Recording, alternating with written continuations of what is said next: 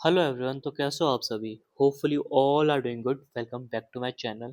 I am doctor Mukul and we are learning about the digestive system anatomy. हम लोगों ने अपनी डाइजेस्टिव सिस्टम की एनाटॉमी शुरू कर दी थी।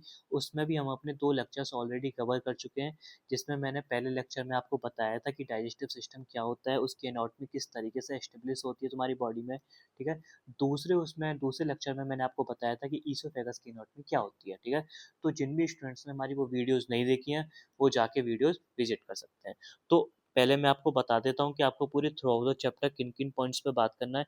इंट्रोडक्शन अबाउट डाइजेस्टिव सिस्टम ये हम कंप्लीट कर चुके हैं। ठीक है। ईसोफेगस ये भी हमारा कंप्लीट हो गया। आज हम लेक्चर 3 में देखेंगे 9 पार्ट्स ऑफ एब्डोमेन। उसके बाद नेक्स्ट लेक्चर में देखेंगे stomach, then liver, pancreas, spleen, small intestine, large intestine and then last में हम देखेंगे पेरिटोनियम। तो हमें पूरे चैप्टर में इन टॉपिक्स पे काम करना है। ठीक है। चलो अब हम ज़्यादा टाइम को वेस्ट करें, अपना टॉपिक शुरू कर देते हैं 9 पार्ट्स ऑफ एब्डोमेन। ठीक है। चलो हमारा आज का टॉपिक है 9 पार्ट्स ऑफ एब्डोमेन। अब देखो 9 पार्ट्स ऑफ एब्डोमेन का मतलब क्या होता है। ठीक है। अब देखो आप लोग अपने फर्स्ट ईयर की जर्नी में, ठीक है, आप 5 साल बाद एक अच्छे डॉक्टर बन जाएंगे। ठीक है। सब लोग अपनी कोई क्लिनिक पे बैठेगा, कोई हॉस्पिटल में जाएगा। ठीक है। ओपीडीज देखेंगे। ठीक है। तो अब सपोज करो आपके पास कोई पेशेंट आता है। ठीक है। वो कहेगा डॉक्टर साहब मेरे पेट में दर्द हो रहा है। ठीक है। आप उससे स्पेसिफिकली पूछोगे कि पेट में दर्द कहाँ हो रहा है। ठीक है। तो वो आपको बताएगा कि सर मेरी लेफ्ट साइड में दर्द हो रहा है। ठीक है। मेरी राइट साइड में दर्द हो रहा है, या फिर मेरे अम्बलाइकस रीजन में, जो बीच के रीजन में दर्द हो रहा है। तो अब देखो एब्डोमन रीजन होता है बहुत बड़ा, ये तो आपको पता ही है भाई। एब्डोमन रीजन क्या होता है? ये कोई भी बंदा है, अबे यार, हाँ, ये कोई भी सपोज करो बंदा है। ठीक है। तो मैंने बताई है कि उसकी पूरी बॉडी 3 कैविटीज में डिवाइड होती है। ये मैं हर बार बताता हूँ। ठीक है। ऊपर वाली कैविटी कौन सी होती है? Thoracic cavity. और नीचे वाली कैविटी कौन सी होती है? Abdominal cavity. ठीक है। और एब्डोमिनल कैविटी का जो बिलो नीचे वाला जो पार्ट होता है, उस कैविटी को क्या बोलते हैं? तुम्हारी पेल्विक कैविटी। ठीक है। यहाँ उसके फिर लेग्स होते हैं। ठीक है। ये हैंड होते हैं। ठीक है। कोई दिक्कत नहीं है। तुम्हें पता है थोरेसिक कैविटी में तुम्हारे क्या स्पेशली क्या रहते हैं भाई? सिंपल सी बात है, हमारे लंग्स रहते हैं। कोई दिक्कत नहीं है। और यहाँ पे तुम्हारा हार्ट रहता है। ठीक है। थोरेसिक कैविटी में तुम्हें और ज़्यादा कुछ ऑर्गन्स तुम्हें मिलते हैं। थायराइड ग्लैंड मिलती है जैसे, है ना, कुछ चीज़ें और भी मिलती हैं पर बहुत ज़्यादा नहीं मिलते। पर तुम्हारे एब्डोमन कैविटी में, ठीक है, एब्डोमिनल कैविटी में तुम्हारे लॉट्स ऑफ ऑर्गन्स मिलते हैं। इस कैविटी में कौन कौन से ऑर्गन्स मिलते हैं भाई? तुम्हारा लिवर मिलता है, तुम्हारे स्टमक मिलते हैं। ठीक है। तुम्हारा पेनक्रियाज मिलता है, तुम्हारी स्प्लीन मिलती है ना, देखते चलो। स्मॉल इंटेस्टाइन मिलती है। ठीक है। लार्ज इंटेस्टाइन मिलती है। किडनीज भी मिलती हैं, तुम्हारी पेरिटोनियम प्रेजेंट होती है, जब हमने किडनी पढ़ा था। ठीक है। तो इस तरीके से सोन बहुत सारे ऑर्गन्स होते हैं। अब इन ऑर्गन्स की एब्डोमिनल कैविटी में अपनी एक स्पेसिफिक साइट होती है, अपनी स्पेसिफिक लोकेशन होती है। ठीक है। तुम पढ़ोगे कि भाई लिवर इस तरीके से रहता है। ठीक है। स्टोमक तुम्हारा इस तरीके से रहता है। मतलब ऐसा नहीं है कि जिसका जहां मन है वहीं पर रहेगा, है ना। एक प्रॉपर लोकेशन दी गई है। पेनक्रियाज जिस तरीके से रहता है, स्मॉल इंटेस्टाइन इस तरीके से रहती है, और लार्ज इंटेस्टाइन इस तरीके से रहती है। मतलब इस तरीके से क्या होता है, एब्डोमिनल कैविटी में बहुत सारे मल्टीपल ऑर्गन्स तो होते ही होते हैं। वो मल्टीपल ऑर्गन्स अपनी एक प्रॉपर साइट पे होते हैं। ठीक है। कोई दिक्कत नहीं है। अब सुनो, तुम्हारे पास कोई पेशेंट आया था। ठीक है। वो कहता है सर मेरे ये पेट में दर्द हो रहा है। ठीक है। तो मतलब पेट में दर्द है तो आप क्या चेक करोगे? एब्डोमिनल पोर्शन चेक करोगे। बिल्कुल सही बात है। अब आपने उसको लिटाया, आपने पूछा कि उसको पेट में एग्जैक्टली कहाँ दर्द हो रहा है। ठीक है। तो उसने तुमको क्या बोला? उसने सपोज करो ये बोला कि भाई मेरे यहाँ राइट साइड में, लेफ्ट साइड में दर्द हो रहा है। ठीक है। उसने क्या बोला कि सर मेरे लेफ्ट साइड में दर्द हो रहा है। कोई दिक्कत नहीं है। अब आप मेरे को ये बताओ, उसने बोला लेफ्ट साइड, तो आप कैसे पता लगाओ कि उस लेफ्ट साइड में तुम्हारा एब्डोमिनल ऑर्गन्स में कौन सा ऑर्गन आ रहा है? अगर मैं आपको बता दूं कि राइट साइड में तुम्हारा ये ऑर्गन प्रेजेंट है, लेफ्ट साइड में तुम्हारा ये ऑर्गन्स प्रेजेंट है, मैं तुम्हें लिस्ट दे दूं। ठीक है। मिड में आपके ये ऑर्गन्स प्रेजेंट है, वो लिस्ट दे दूं।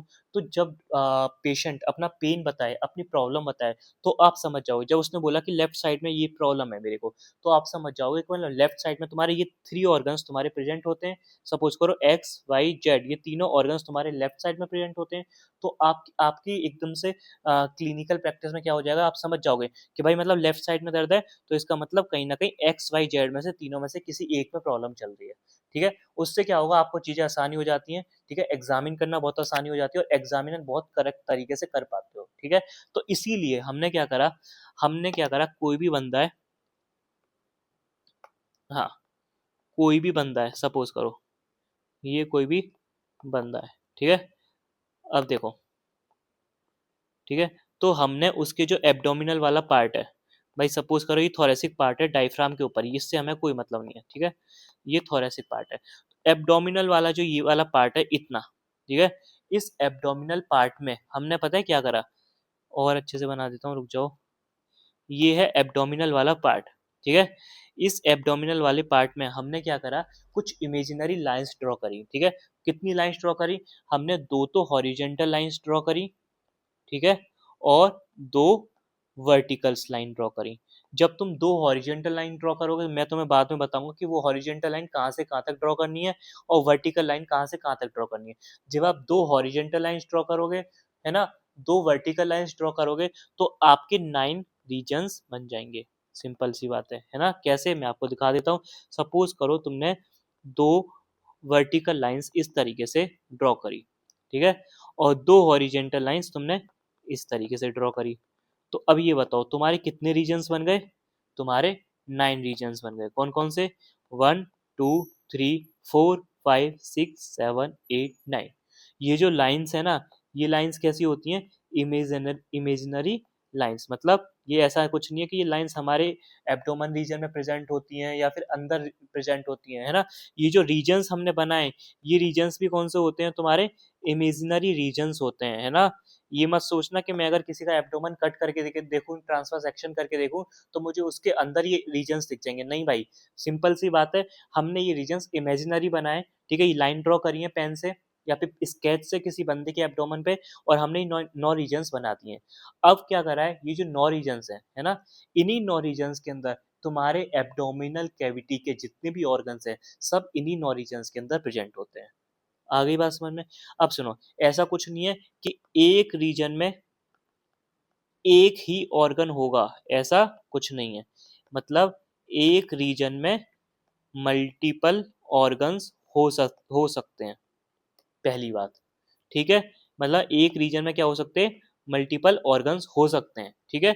और एक ऑर्गन तुम्हारे मल्टीपल रीजन्स में प्रेजेंट हो सकता है। ये दो चीजें याद रखनी है।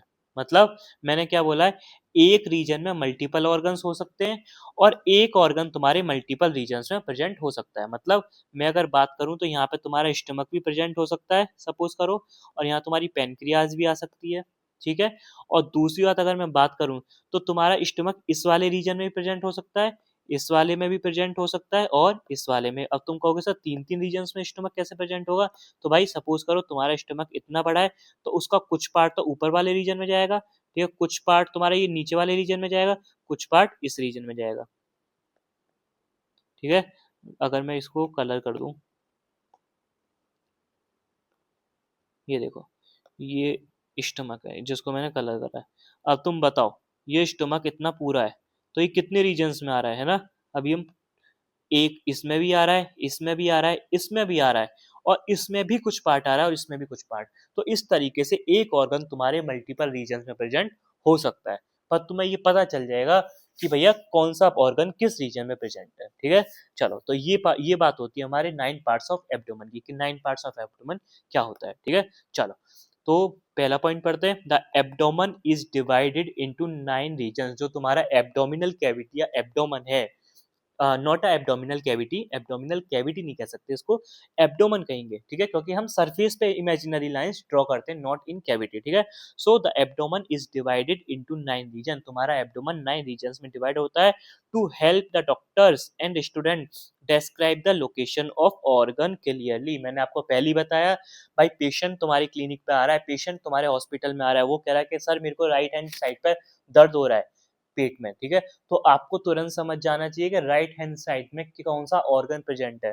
राइट हैंड साइड पे लिवर होता है, स्टमक होता है, ये आपको पता चल जाएगा, ठीक है। उसमें भी आपको पता चल जाएगा कि भाई प्रॉपर दर्द कहाँ है, तो आप समझ जाओगे किस रीजन में प्रेजेंट है, ठीक है, दर्द। तो उस रीजन में कौन सा ऑर्गन प्रेजेंट है, तो आपके लिए चीजें आसान हो जाएंगी, एग्जामिन करना आसान हो जाएगा, ठीक है।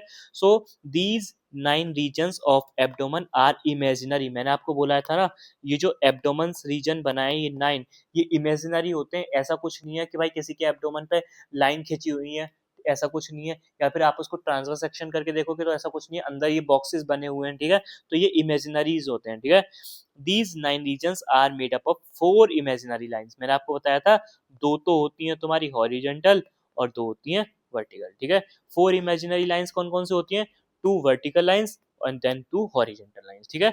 अब सुनो, इनको वर्टिकल लाइन्स को मिड क्लेविकुलर लाइन्स भी बोलते हैं, याद रख लेना, ठीक है। चलो, अब पहले क्या करते हैं, हम इन लाइन्स के बारे में पढ़ते हैं, ठीक है। फिर मैं आपको डायग्राम बताऊंगा कि भाई किस तरीके से 9 रीजन्स बनाने हैं, ठीक है। फिर मैं आपको ऑर्गन्स बताऊंगा कि इन 9 रीजन्स में कौन कौन से ऑर्गन आते हैं, ठीक है।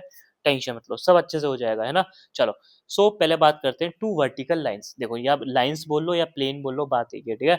सो पहली वर्टिकल लाइन्स होती है राइट वर्टिकल लाइन, दूसरी होती है लेफ्ट वर्टिकल लाइन, ठीक है।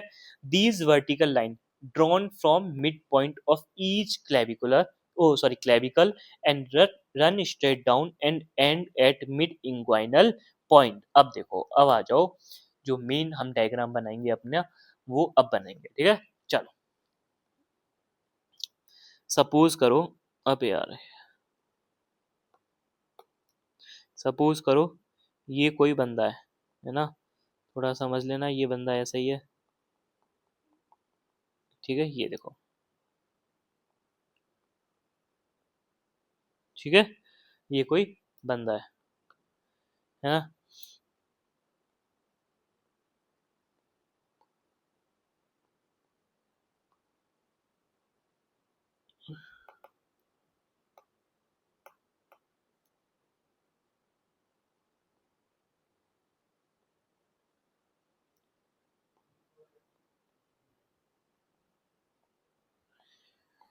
हाँ, ठीक है, थोड़ी शेप अजीब सी बनी है, पर कोई नहीं, काम चल जाएगा, ठीक है। अब यहाँ पे कहीं तुम्हारा ये डायफ्राम आ रहा होगा, ठीक है। ये क्या है तुम्हारा? डी, डी फॉर डायफ्राम, ठीक है।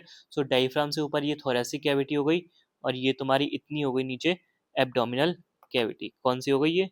एब्डोमिनल कैविटी, कोई दिक्कत नहीं है, ठीक है। अब सुनो, इसी एब्डोमिनल कैविटी के अंदर हमें 9 रीजन्स बनाने हैं, ठीक है। चलो, करें ड्रॉ।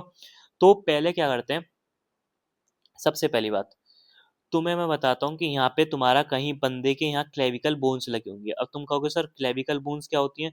भाई तुम अपने ये टच करके देखोगे तो उठी हुई एक बोन होती है, जिसे कॉलर बोन भी बोलते हैं। जब मैं तुम्हें बोन पढ़ाऊंगा तो सारी चीजें बहुत डिटेल में पढ़ाऊंगा, ठीक है। तो ये इसको बोलते हैं क्लेविकल बोन, ठीक है। तो देखो, हमें 9 रीजन्स बनाने हैं, तो पहले हम अपनी लाइन ड्रॉ कर रहे हैं, right vertical lines and left vertical lines, ठीक है। तो ये कह रहा है these vertical lines drawn from mid point of each clavicle, मतलब ये जो तुम्हारा ये मिड पॉइंट है क्लेविकल बोन का, ये क्या है क्लेविकल बोन का? Mid point. वहां से हम लाइन ड्रॉ करते हैं इस तरीके से। भाई देखो सुनो, तुम कोई भी लाइन ड्रॉ करोगे तो उसके दो एंड्स होंगे, कौन कौन से? एक तो ये वाला एंड, ये वाला एंड। अब तुम्हें उस लाइन की लोकेशन निकालनी है, तो इस एंड की लोकेशन निकाल लो, ठीक है। इस, और एक मिनट, ठीक है, और इस एंड की लोकेशन निकाल लो, कोई दिक्कत नहीं है, ठीक है। दोनों की अगर हम लोकेशन निकाल लेंगे तो हमारी क्या लाइन की लोकेशन मिल जाएगी। तो एक तो हमने लोकेशन निकाल ली एंड की, दोनों लाइंस की, लेफ्ट वर्टिकल लाइन और राइट वर्टिकल लाइंस की। वो कौन सी है? मिड क्लेविकुलर पॉइंट, मतलब जो तुम्हारी कोलर बोन है, क्लेविकल बोन है, उसके मिड में क्या, मिड से हम लाइन पास करते हैं, ठीक है। अब वो नीचे तक हम कहाँ पे ड्रॉ करते हैं वो देखो। तो ये कह रहा है उसको रन करो स्ट्रेट डाउन, हमने रन कर दी, स्ट्रेट डाउन कर दी, ठीक है। अब उसके बाद क्या कह रहा है? एंड एंड कर दो उसको कहाँ पे? Mid inguinal point. कहाँ पे एंड कर दो? Mid inguinal point. अब तुम कहोगे sir what is mid inguinal point? ये मेन चीज है ना। अब सुनो मेरी बात, मिड इंग्वाइनल पॉइंट क्या होता है? देखो, जब मैं तुम्हें बोन पढ़ाऊंगा, अभी के लिए कुछ चीजें याद रख लो। जब मैं तुम्हें बोन पढ़ाऊंगा तो मैं आपको पढ़ाऊंगा क्या? प्यूबिक सिम्फाइसिस, है ना। प्यूबिक सिम्फाइसिस पढ़ाऊंगा। मैं आपको बताऊंगा क्या? तुम्हारी हिप बोन, ठीक है। ये सारी बातें मैं करूंगा, ठीक है। तो मैं आपको बताता हूँ, तुम्हारा यहाँ पे कहीं होता है प्यूबिक सिम्फाइसिस। अब ये प्यूबिक सिम्फाइसिस क्या होता है यार? देखो, जब मैं तुम्हें बोन पढ़ाऊंगा ना, जब तुम्हें बहुत अच्छे से समझाऊंगा, जब तक के लिए तुम होल्ड रखो, क्योंकि अभी मैं तुम्हें बताऊंगा तुम्हें बहुत कंफ्यूजन हो जाएगा। इसे बोलते हैं प्यूबिक सिम्फाइसिस। ये एक्चुअली एक जॉइंट होता है, तुम्हारी राइट हिप बोन और लेफ्ट हिप बोन आपस में एंटीरियरली आके ज्वाइन कर जाती हैं, उसको बोलते हैं प्यूबिक सिम्फाइसिस। ठीक है, एक तो होता है प्यूबिक सिम्फाइसिस, ठीक है। और एक यहाँ पे क्या होता है, जो हिप बोन होती है ना, उसमें क्या होता है, एक ट्यूबरकल होता है। ट्यूबरकल एक स्पाइन, मतलब एक तरीके से स्पाइन होता है, नॉट ट्यूबरकल। ठीक है, उस स्पाइन को क्या बोलते हैं? ASIS, मतलब इसको क्या बोलते हैं? एंटीरियर सुपीरियर, ठीक है, इलियक स्पाइन। ये एक स्पाइन होता है, ठीक है। किसमें होता है? ये तुम्हारे हिप बोन में होता है। भाई बिल्कुल अभी याद रख लो, मैं जब तुम्हें हिप बोन पढ़ाऊंगा, जब तुम्हें मैं डिटेल से बताऊंगा अच्छे से, ठीक है, तो सेम यहाँ पे होता है। ठीक है, क्योंकि तुम्हारी दो हिप बोन्स होती हैं, राइट वाली लेफ्ट वाली, तो एक राइट में भी अपना खुद का ASIS होगा और लेफ्ट वाली में तुम्हारा खुद का ASIS होगा। यहाँ से तुम्हारा एक लिगामेंट पास होता है, जिसको बोलते हैं इंग्वाइनल लिगामेंट। इस तरीके से लिगामेंट पास होता है। इस इंग्वाइनल लिगामेंट्स के बीच में बिल्कुल एकदम एट द मिडिल, यहाँ पे, यहाँ तक हम अपनी ये लाइंस ड्रॉ करते हैं। क्या करते हैं? लाइंस ड्रॉ करते हैं। तो मतलब हमारी जो वर्टिकल लाइंस हैं वो तुम्हारी शुरू कहाँ से हुई है? मिड क्लेविकुलर पॉइंट से, मतलब क्लेविकल पॉइंट के मिड पॉइंट से, और एंड कहाँ पे हो रही है? मिड इंग्वाइनल पॉइंट्स पे। क्या इसको पॉइंट को क्या बोलते हैं? Mid inguinal point. ये मिड इंग्वाइनल पॉइंट कहाँ पे होता है? तुम्हारे इंग्वाइनल लिगामेंट के बीचों बीच होता है। और इंग्वाइनल लिगामेंट कहाँ पे होता है? तुम्हारा प्यूबिक सिम्फाइसिस और ASIS, anterior superior iliac spine, इनके बीचों बीच होता है। ठीक है, अभी ASIS क्या होता है, इंग्वाइनल लिगामेंट क्या होता है, भाई बोन के लिए अभी तुम रुक जाओ थोड़ा सा। ठीक है, चलो, तो दो लाइंस तो हो गई बच्चे तुम्हारी ड्रॉ। ठीक है, अब हम बात करते हैं अपनी दो लाइंस और, फिर हमारे 9 रीजन्स बन जाएंगे। These two vertical lines divide the abdomen into a left, middle and right column.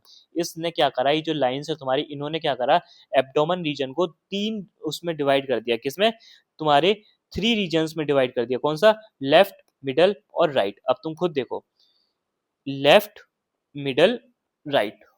ठीक है, ये दो लाइन हमने ड्रॉ करी, इन्होंने 3 रीजन्स बना दिए, मिडिल लेफ्ट रीजन पूरा, मिडिल रीजन पूरा और राइट रीजन। ठीक है, अब चलो, अब ड्रॉ करते हैं अपनी 2 हॉरिजॉन्टल लाइंस। ठीक है, 2 हॉरिजॉन्टल लाइन कौन कौन सी होती है? पहली होती है सब कोस्टल लाइन, दूसरी होती है तुम्हारी ट्रांसटिब्यूलर लाइन। ठीक है, लाइन बोल दो, प्लेन बोल दो, बात एक ही है। ठीक है, सबसे पहले बात करते हैं सब कोस्टल लाइन की। ठीक है, सब कोस्टल लाइन तुम्हारी कहां से पास होती है? Passes through the lower border of 10th costal cartilage. अब देखो ये क्या होता है, और ये कह रहा है just lie just below the coastal margin. अब ये क्या कह रहा है, मैं आपको एक बार बता देता हूँ। देखो सुनो, पहले एक चीज समझाता हूँ।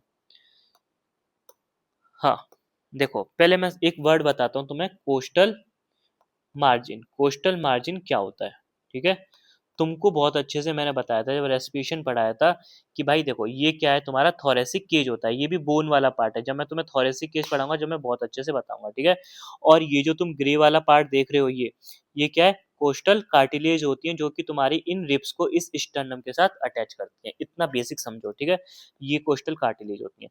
तो ये जो तुम्हारी नीचे वाली कोस्टल कार्टिलेज है, जो एक के बाद एक अटैच होती हैं, तो ये एक प्रॉपर मार्जिन बना लेती हैं इस तरीके से, जो मैं ब्लू से कलर कर रहा हूँ। ठीक है, और इधर भी मार्जिन बन जाता है। ठीक है, तो इन्हीं मार्जिन को क्या बोलते हैं हम? इसी मार्जिन को, जो इस तरीके से मार्जिन बन रहा है, इस मार्जिन को, पूरे को मार्जिन को क्या बोलते हैं हम? Coastal margin. ठीक है, अब सुनो, इस कोस्टल मार्जिन में अगर मैं बात करूं कि भाई तुम्हारी 10th कोस्टल कार्टिलेज कौन सा है, तो भाई 12 पेयर ऑफ रिब्स होती हैं, तो ये 12th होगा कहीं ना कहीं। ठीक है, और ये होगा 11, तो कहीं ना कहीं 10th फ्लोटिंग भी है। हाँ, ये 12th होगा, 11th होगा, ये तुम्हारा कहीं ना कहीं यहाँ पे 10th होगा। तो ये जो 10th कोस्टल कार्टिलेज है, सपोज करो ये तुम्हारा 10th है। क्या है तुम्हारा? ये 10th कोस्टल कार्टिलेज है, इधर भी 10th कोस्टल कार्टिलेज है। इन 10th कोस्टल कार्टिलेज के बीच से एक इमेजिनरी लाइन पास करी, इस वाले 10th कोस्टल कार्टिलेज के बीच, इस 10th कोस्टल कार्टिलेज के बीच, और इसी लाइन को क्या बोल दिया हमने? Horizontal line. क्या बोल दिया, हॉरिजेंटल, उसमें भी इसको क्या बोल दिया, सब coastal horizontal line passes through the lower border of tenth costal cartilage. ये है टेंथ कोस्टल कार्टिलेज, उसका लोअर बॉर्डर से हमें लाइन ड्रॉ करनी है। ये कौन सी है, tenth costal cartilage, tenth costal cartilage, ये उसका लोअर बॉर्डर है, वहां से और लोअर बॉर्डर तक हमने लाइन जो ड्रॉ करी, इसी लाइन को बोलते हैं तुम्हारा क्या, सब कोस्टल लाइन। ठीक है, और ये लाइन तुम्हारी लाई करती है बिलो द कोस्टल मार्जिन। तुम खुद देखो, ऊपर है तुम्हारा ये कोस्टल मार्जिन और उसके नीचे ये लाइन है तुम्हारी। ठीक है, सो इस लाइन को हम क्या बोल देंगे, सब कोस्टल, क्या बोल देंगे, सब कोस्टल लाइन। ठीक है, क्या बोल देंगे, सब कोस्टल लाइन। और कहाँ पे प्रेजेंट होती है, इस सब कोस्टल मार्जिन के नीचे प्रेजेंट होती है। और कहाँ से कहाँ तक जाती है, ये जो तुम्हारा टेंथ कोस्टल कार्टिलेज है ये वाला, उसके लोअर बॉर्डर से, लेफ्ट वाले टेंथ कोस्टल कार्टिलेज के लोअर बॉर्डर से लेके राइट वाले टेंथ कोस्टल कार्टिलेज तक। ठीक है, सो अब तुम एक बात बताओ, मैं इस डायग्राम में देखूं तो भाई देखो सुनो, यहाँ से तुम्हारी कहीं ना कहीं इस तरीके से कोस्टल मार्जिन पास हो रही होगी। ठीक है, और इस कोस्टल मार्जिन से कहीं ना कहीं, ये मैं सपोज कर लेता हूँ, ये तुम्हारा यहाँ पे टेंथ कोस्टल कार्टिलेज है। ठीक है, और थोड़ा सा नीचे मान लेते हैं, थोड़ा और क्लियर बन जाएगा, अभी रुक जाओ। तो हम मान लेते हैं, रुक जाओ,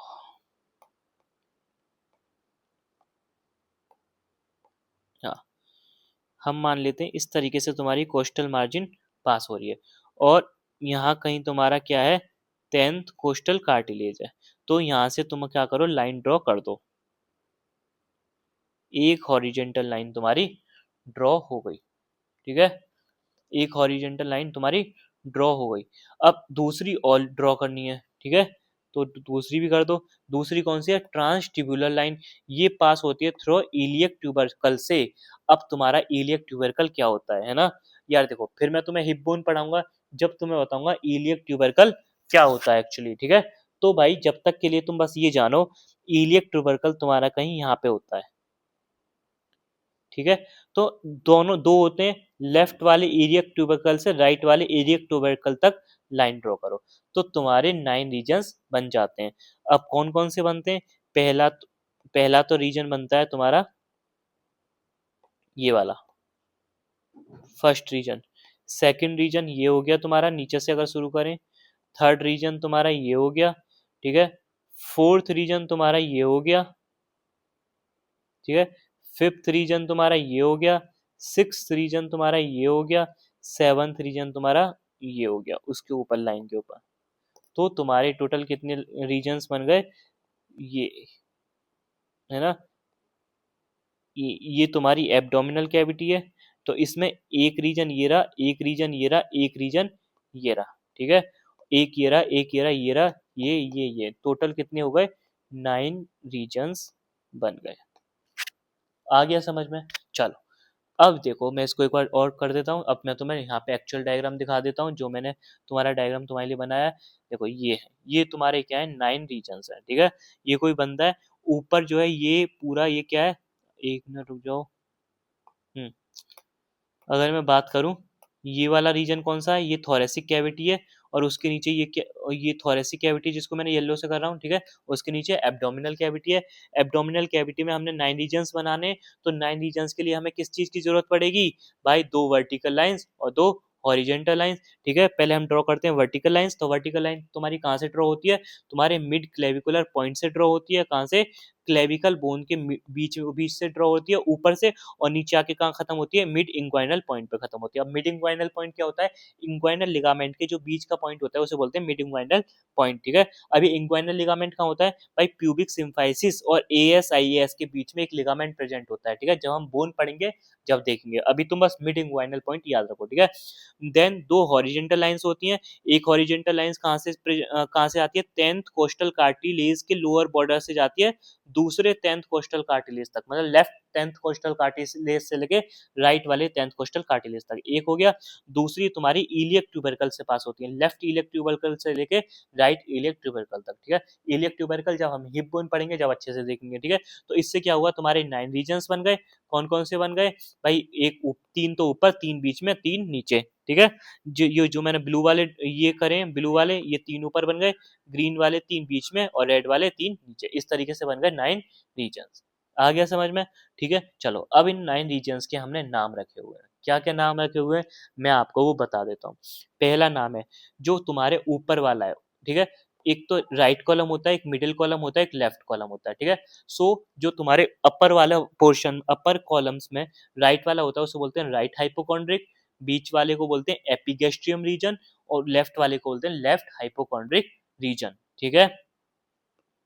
अब आ जाओ, बीच में राइट वाले को बोलते हैं राइट लंबर और मिडिल वाले को बोलते हैं अम्बिलिकल रीजन और लेफ्ट वाले को बोलते हैं लेफ्ट लंबर रीजन। ये नाम भाई याद करने पड़ेंगे, नो शॉर्टकट इज देयर, ठीक है। उसके बाद सबसे नीचे राइट इंग्वाइनल रीजन या फिर उसे इलियक रीजन भी बोलते हैं, ठीक है। और बीच वाले को बोलते हैं हाइपोगैस्ट्रियम रीजन या फिर प्यूबिक रीजन भी बोलते हैं और इसको बोलते हैं लेफ्ट इंग्वाइनल रीजन या फिर इलियक रीजन। कौन सा? लेफ्ट इलियक रीजन, ठीक है। समझ आ गया? तो तुम इसे ऐसे याद कर सकते हो, HLI हाइपोकॉन्ड्रिक, लंबर, इंग्वाइनल या फिर इलियक। इसको याद कर सकते हो EUH एपिगैस्ट्रियम, अम्बिलिकल, हाइपोगैस्ट्रियम, ठीक है। इसको याद कर सकते हो। इसको ये तो बिल्कुल सेम ही होगा, है ना। इसको तो HLI तो मतलब देखो सिंपल सी बात है, ये भी लो ट्रिक मिल गई तुम्हें याद करने की। तो इसको याद करने के लिए याद रखोगे HLI, इसको भी याद रखोगे HLI, HLI, बस फर्क क्या है, ये तुम्हारा HLI है, ये वाला है राइट साइड का, इसमें राइट लगा देना और इसमें लेफ्ट लगा देना। HLI वर्ड याद हो गया। अब बीच वाले के लिए मैंने क्या बनाया? EUH, E for epigastrium, U for umbilical, H for hypogastrium, ठीक है। अगर तुम्हें दो दो नाम भी याद नहीं हो रहे, एक एक नाम एटलीस्ट याद होना चाहिए, ठीक है। चलो समझ आ गया, ठीक है। चलो तो HLI EUH ये याद रखना है, ठीक है।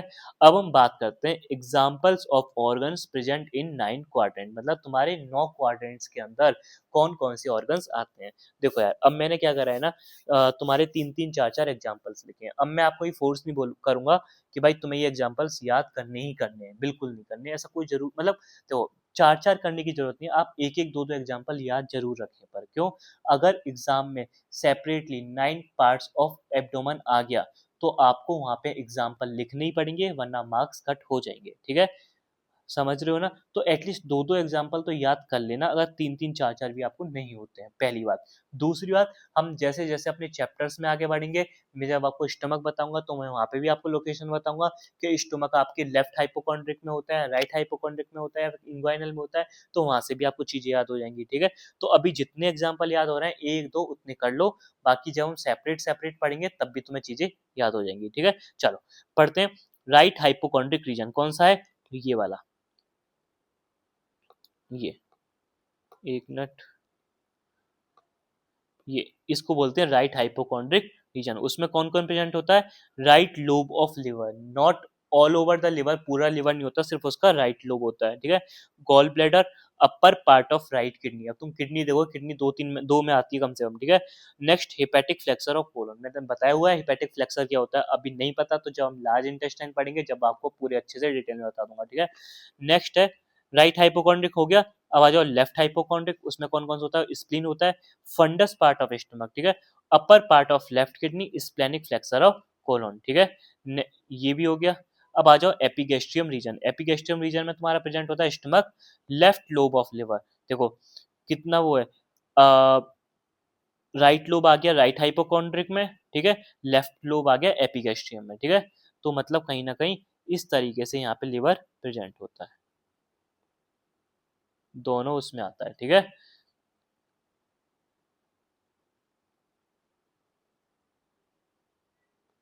ठीक है। देन पेनक्रियास, डुडनम, डुडनम का कुछ पार्ट होता है, ठीक है। उसका राइट लंबर आ जाओ, ठीक है। राइट लंबर कौन सी है? ये है, ठीक है। राइट लेफ्ट हाइपोकॉन्ड्रिक हो गया, राइट लंबर में ascending colon, right kidney, small intestine, ठीक है। अम्बिलिकल रीजन में आ जाओ, जिजनम और ileum, transverse colon, lower part of duodenum. Left lumbar में आ जाओ, descending colon, left kidney, small intestine की लूप, ठीक है। राइट इलियक में आ जाओ, caecum, appendix, small intestine, hypogastric में आ जाओ यूरिनरी ब्लैडर, इलियम, यूटेरस, ठीक है। लेफ्ट इलियक में आ जाओ सिग्मोइड कोलन और स्मॉल इंटेस्टाइन। तो मैंने तुम्हें 9 ऑल जितने भी 9 रीजन्स हैं उसमें तुम्हें बता दिया कि कितने ऑर्गन्स प्रेजेंट होते हैं, किस तरीके से थोड़े बहुत प्रेजेंट होते हैं, ठीक है। अगर आपसे ज़्यादा भी नहीं हो रहा तो एक एक दो दो का याद रख सकते हो, ठीक है। जरूरी है, दो दो तो आपको एटलीस्ट याद होने चाहिए कि भाई एग्जामिनर बोल दे कि एग्जाम्पल के साथ रखो 9 रीजन्स को, तो आप दो दो एग्जाम्पल डाल के आए, ठीक है। 9 टू या 18, 18 एग्जाम्पल याद रखना is not a big deal I think, है ना। आप एनॉटमी पढ़ रहे हो तो इतनी चीजें आपको याद होनी चाहिए, है ना। चलो, so know if and but, आपको कुछ चीजें याद करनी पड़ेंगी, ठीक है। चलो, आप हमारा यहाँ पे टॉपिक खत्म होता है 9 पार्ट्स ऑफ एब्डोमेन, ठीक है। होपफुली तुम लोगों को अच्छे से समझ आया हो, ठीक है। ये बहुत छोटा सा टॉपिक था, पर एग्जाम में 5 नंबर में पूछ लिया जाता है, ठीक है। मैंने पूरी कोशिश करी है आपको बताने की, ठीक है, डायग्राम बनाने की। हाँ, ये डायग्राम इंपॉर्टेंट है, याद रख लेना अच्छे से, ठीक है। कोस्टल मार्जिन को मैंने देखो ग्रीन से शो करा हुआ है, ठीक है। ये पूरे 9 पार्ट्स हो गए, ठीक है। चलो, सो अब हम मिलते हैं अपने नेक्स्ट लेक्चर में। कल मिलते हैं अपने नेक्स्ट टॉपिक के साथ जो कि है स्टमक, ठीक है। चलो, तब तब के लिए अपना अच्छे से पढ़ते रहो, ठीक है। एनाटॉमी डिलीमा के साथ पढ़ते रहो, लाइक कर दो, सब्सक्राइब कर दो, ठीक है। अपने दोस्तों के साथ यार शेयर भी कर दो। जितने ज़्यादा लोग कनेक्ट रहेंगे उतना फ़ायदा होगा, ठीक है। हम लोगों को भी बूस्टअप मिलता है कि भाई बहुत सारे लोग कनेक्ट हो रहे हैं, उनको हमारी वीडियोस पसंद आ रही हैं, ठीक है। हम भी और अपना 2x की स्पीड से काम करेंगे, ठीक है। चलो, बाय।